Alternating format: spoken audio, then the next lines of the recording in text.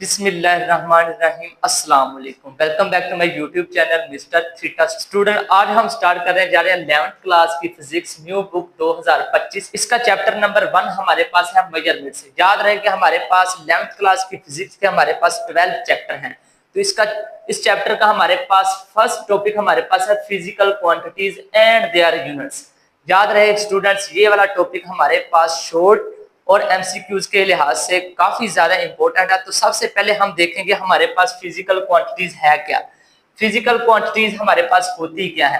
Physical quantities all measurable quantities, ये हमारे पास क्या होती हैं, मेजरेबल क्वांटिटीज होती हैं जिन्हें हम पैमाइश कर सकते हैं। या फिर बुक के लिहाज से इसकी डेफिनेशन हमारे पास हो सकती है all those quantities in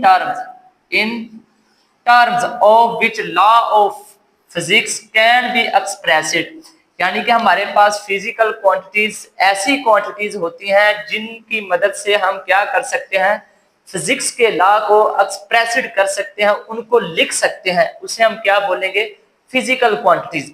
for example हमारे पास एक फार्मूला है F is equal to ma। ये आपने 9th क्लास में पढ़ा होगा, सेकंड न्यूटन ऑफ मोशन, यानी कि F is equal to ma।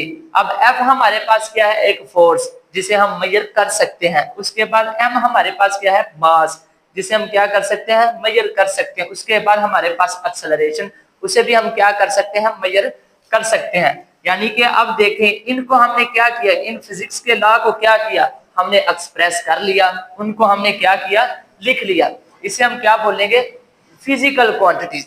उसके बाद फॉर एग्जांपल हमारे पास इसकी एग्जांपल है mass, length, time, velocity, force, temperature. ये सारी की सारी हमारे पास क्या है, फिजिकल क्वांटिटीज। अब फिजिकल क्वांटिटीज को हमने दो कैटेगरी में क्या किया हुआ है, डिवाइड किया हुआ है। पहली हमारे पास है बेस क्वांटिटीज। बेस क्वांटिटीज जिसे हम बुनियादी मिकदारें भी कहते हैं। अब बेस क्वांटिटीज की हमारे पास डेफिनेशन क्या है, base quantities are the independent physical quantities. अब जो बेस क्वांटिटीज हमारे पास होती है, ये फिजिकल क्वांटिटी पर डिपेंड नहीं करती। इन terms of which the other physical quantities can be defined. हम इससे क्या करते हैं, किसी दूसरी फिजिकल क्वांटिटीज को क्या करते हैं, डिफाइन करते हैं। यानी कि हमारे पास जो बेस क्वांटिटीज होती हैं, ये फिजिकल क्वांटिटी पर डिपेंड नहीं करती, बल्कि ये फिजिकल बेस क्वांटिटीज होती हैं, ये अपनी मालिक खुद होती हैं।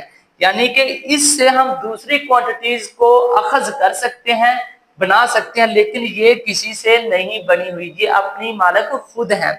फॉर एग्जांपल पहले हमारे पास है length, mass, time, electric current, temperature, intensity of light, amount of substance. अब देखें हमारे पास बेस क्वांटिटीज कितनी है, 1 2 3 4 5 6 और 7। अगर पेपर में एमसीक्यूज आ जाए कि हमारे पास बेस क्वांटिटीज कितनी है, तो आप क्या लिखेंगे, 7। आप किस पर टिक करेंगे, हमारे पास बेस क्वांटिटीज कितनी होती हैं, 7।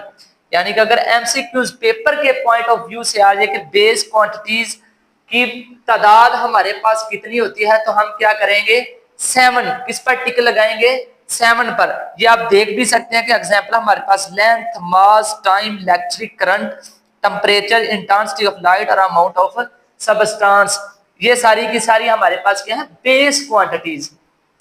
अब हम चलते हैं स्टूडेंट्स डिराइव्ड क्वांटिटीज, जिसे हम बोलते हैं माखूज मिकदारें। अब डिराइव्ड क्वांटिटीज हमारे पास क्या होती हैं, यानी कि ऐसी quantities, the quantities that are expressed in terms of base quantities. अब डिराइव्ड क्वांटिटीज हमारे पास ऐसी क्वांटिटीज होती हैं जो क्या बेस क्वांटिटीज को एक्सप्रेस करती हैं, उसे हम क्या बोलेंगे, डिराइव्ड क्वांटिटीज। फॉर एग्जांपल हमारे पास एक वेलोसिटी है। अब वेलोसिटी जिसका मैग्नीट्यूड हम क्या बोलते हैं, स्पीड। अब स्पीड का हमारे पास फार्मूला क्या होगा, s/t। अब s हमारे पास क्या है, डिस्टेंस। अब इसका यूनिट हमारे पास क्या है, और डिस्टेंस हमारे पास क्या है, बेस क्वांटिटीज। ये देखें लेंथ, क्योंकि डिस्टेंस का भी यूनिट हमारे पास क्या होता है, मीटर, और ये हमारे पास क्या होती है, लेंथ ही होती है। उसके बाद हमारे पास टाइम, और टाइम भी हमारे पास बेस क्वांटिटीज है। अब देखिए हमारे पास जो वेलोसिटी है, जिसका मैग्नीट्यूड स्पीड है, वो किससे मिलकर बनी है, बेस क्वांटिटीज से मिलकर बनी है। अब ये वाली दोनों क्वांटिटीज हमारे पास क्या है, बेस क्वांटिटीज। इसका मतलब हमारे पास जो डिराइव्ड क्वांटिटीज है, वो बेस क्वांटिटीज के मिलने से ही बनती है। क्या बेस क्वांटिटीज के मिलने से ही हमारे पास क्या बनती है, डिराइव्ड क्वांटिटीज बनती है, और इसे हम क्या बोलेंगे, डिराइव्ड क्वांटिटीज। समझ आ गई।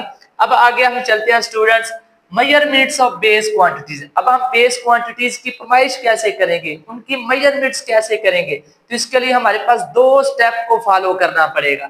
स्टेप 1 हमारे पास है चॉइस ऑफ स्टैंडर्ड। हमने क्या करना है, उस स्टैंडर्ड को चॉइस करना है। फॉर एग्जांपल अगर मैं कहता हूं कि यहां से लेकर यहां तक की लेंथ फाइंड आउट करनी है, तो आप कैसे करेंगे, तो आप क्या करेंगे, यहां से आप में से एक स्टूडेंट आएगा, वो क्या करेगा, यहां से ऐसे ऐसे इनको क्या करेगा, मेजर करेगा, यानी कि गिट के हिसाब से इनको क्या करेगा, मेजर करेगा। इसी तरह से मैं दूसरे स्टूडेंट को उठा लेता हूं, वो भी क्या करेगा, वो भी इसी तरह से इसको क्या करेगा, मेजर करेगा। अब उसका हाथ क्या है, पहले वाले स्टूडेंट से बड़ा है, क्या है, उसका हाथ पहले वाले स्टूडेंट से बड़ा है, तो उसके हिसाब से उसकी गिट क्या होगी, बड़ी होगी। तो सबसे पहले हमें क्या करना चाहिए, चॉइस ऑफ स्टैंडर्ड। तो ये तो हमारे पास, यानी कि ये तो पैमाइश तो हमारे पास सही नहीं है। एक स्टूडेंट है, उसने उसकी पैमाइश गिट के हिसाब से की, वो कहेगा कि इसकी 5 गिट इसकी लेंथ है। दूसरा स्टूडेंट आया, वो क्या करेगा कि इसकी लेंथ हमारे पास 4 गिट है, तो ये तो स्टैंडर्ड तो बिल्कुल भी नहीं ठीक। तो हम क्या करेंगे, सबसे पहले चॉइस ऑफ स्टैंडर्ड को क्या करेंगे, चूज करेंगे। फॉर एग्जांपल मेरे पास ये स्टिक है, ये वाली, और इसकी लेंथ फर्ज कर ले हमारे पास 1 मीटर है, क्या है, 1 मीटर। तो यहां से लेकर यहां तक की लेंथ फाइंड आउट करनी, तो मैं क्या करूंगा, इसको इससे क्या करूंगा, मेजर करूंगा, और इस हिसाब से मैं बताऊंगा कि इसकी लेंथ हमारे पास क्या, 1 मीटर। अब यही स्केल किसी और स्टूडेंट के पास भी होगा, वो भी क्या होगा, 1 मीटर। अब वो आएगा, वो भी इसकी पैमाइश करेगा, तो वो बताएगा क्या कि इसकी हमारे पास क्या है, इसकी लेंथ हमारे पास 1 मीटर है।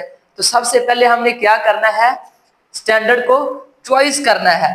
दूसरा स्टेप हमारे पास है प्रोसीजर ऑफ कंपैरिजन। हमने क्या करना है, उस प्रोसीजर को, उस मेजरमेंट्स की कंपैरिजन करनी है कि किस इंस्ट्रूमेंट से हम क्या कर रहे हैं, उसकी पैमाइश कर रहे हैं। तो प्रोसीजर ऑफ कंपैरिजन के लिए हमारे पास क्या होना चाहिए, सबसे पहले हमारे पास नंबर होना चाहिए, दूसरा हमारे पास क्या होना चाहिए, यूनिट का होना चाहिए। और आपको पता है कोई भी क्वांटिटीज यूनिट्स के बगैर क्या है, बेमानी है, अनलेस है। यानी कि फॉर एग्जांपल इसका यूनिट हमारे पास क्या आएगा, वेलोसिटी का हमारे पास यूनिट आएगा मीटर पर सेकंड, और यानी कि मेरे पास नंबर क्या है, यानी कि 1 मीटर, यानी कि 1 मीटर स्केल से इस लेंथ को मैंने क्या किया है, मेजर किया है। तो ये हमारे पास क्या है, मैग्नीट्यूड है, नंबर है, क्या है, मैग्नीट्यूड है, अददी कीमत है, नंबर है। और ये हमारे पास क्या है, इसका यूनिट क्या है, मीटर पर सेकंड, यानी कि मैंने इसकी मेजर कितनी की है, 1 मीटर, मीटर। और मीटर हमारे पास क्या है, यूनिट्स। यानी कि प्रोसीजर ऑफ कंपैरिजन के लिए हमारे पास 2 चीजों का होना चाहिए, एक नंबर, दूसरा हमारे पास यूनिट्स। और यूनिट्स के बगैर कोई भी क्वांटिटीज हमारे पास क्या होती है, बेमानी होती है, अनलेस होती है।